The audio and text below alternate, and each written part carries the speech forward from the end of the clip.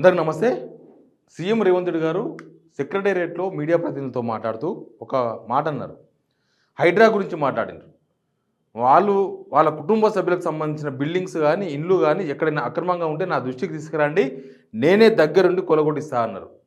నేను 3 days బ్యాకే నేనే స్వయంగా పోయి దుర్గం చెరువు వెనకాలనే దుర్గా చెరువు FTLలో డైరెక్ట్గా వాళ్ళ అన్న తిరుపతి రెడ్డి కట్టిన ఇల్లుని చూపించిన.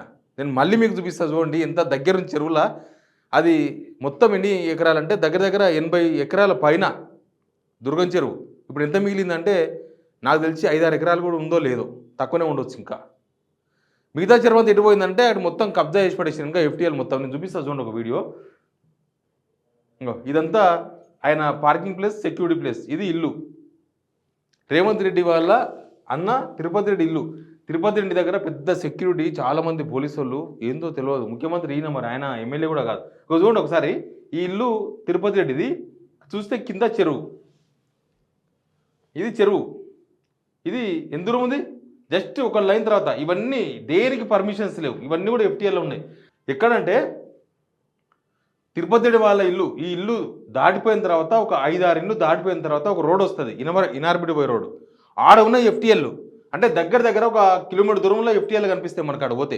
ఇవన్నీ FTL లోపల ఉన్నట్టు. ఇవన్నీ కూడా చెరువు పక్కన ఇల్లు, చెరువు పక్కన ఇల్లు కనిపిస్తుందా?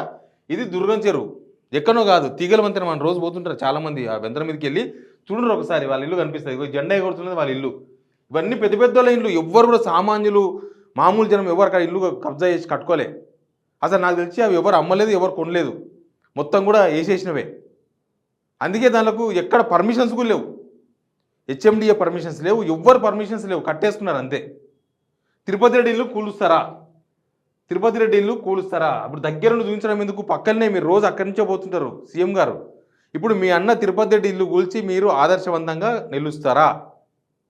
మీరు ప్రతిపక్ష పార్టీలలో లేకపోతే మామూలు బిల్డర్స్ కూల్చి పెద్ద బిల్డర్స్కు లాభం చేకూర్చే పని చేసే బదులు ముందు మీ తిరుపతి రెడ్డి ఇల్లు కూలిస్తే ఆటోమేటిక్గా మీకు ఎన్కన్వెన్షన్ కూల్చిన కన్నా మంచి పేరు వస్తుంది. మీ సొంత పార్టీ లీడర్లకు కూల్చే కన్నా ముందు మీ సొంత అన్న ఇల్లు కూల్చండి. తిరుపతి రెడ్డి ఇల్లు మీరు ఎవరినైనా అడగండి, ఆడపోయి ఏ ఇల్లునని అడగండి. ఆల్రెడీ కొన్ని ఇళ్ళకి నోటీసులు కూడా ఇచ్చారని చెప్తున్నారు, కానీ తిరుపతి రెడ్డికి ఇల్లు ఇవ్వలేదు నోటీస్. తిరుపతి రెడ్డి ఇల్లు పక్కన సెక్యూరిటీ రూమ్, ఒక 300 గజాలలో చాలా పెద్ద ఇల్లు కట్టారు అక్కడ. మరి దానికి ఎందుకు ఇప్పటిదాకా నోటీసులు ఇవ్వలేదు? హైడ్రా కమిషనర్ గారు రంగనాథ్ గారు మీకు కనిపిస్తలేదా? అంటే దుర్గం చెరువు అంతా 80 ఎకరాల చెరువు ఇప్పుడు ఎంత ఉందో మీకు ఏమైనా లెక్క ఉందా? దాని FTL లెక్కలు మీ దగ్గర ఉన్నాయా? దుర్గం చెరువు దగ్గరికి ఎందుకు పోలేదు? ఉప్పల్ నల్ల చెరువు దగ్గర పోతున్నారు, లేకపోతే అంబర్పేటల బతుకమ్మ కుంట దగ్గర పోతున్నారు, లేకపోతే అక్కడ ఎక్కడనో జన్మడ పోతున్నారు, లేకపోతే ఇంకెక్కడనో వేరే మామూలు బిల్డర్స్ దగ్గరికి తీసుకొని పోయి ఇటాచీలు తీసుకొని కూలగొడుతున్నారు కదా. తిరుపతి రెడ్డి ఇల్లు మీకు ఎందుకు కనిపిస్తలేదు? తిరుపతి రెడ్డి ఇల్లుకు ఇప్పటిదాకా ఎందుకు నోటీసులు ఇవ్వలేదు? ఇప్పటిదాకా మీ హిటాచీలు, మీ ప్రొక్లైన్లు వాడికి ఎందుకు పోలేదు? హైడ్రా కేవలం డ్రామా ఎన్నికన, కేవలం ప్రతిపక్ష పార్టీలు, లేకపోతే ప్రజలు, లేకపోతే సాధారణ బిల్డర్లు వాళ్ళ దగ్గర మునిగిన హైడ్రా?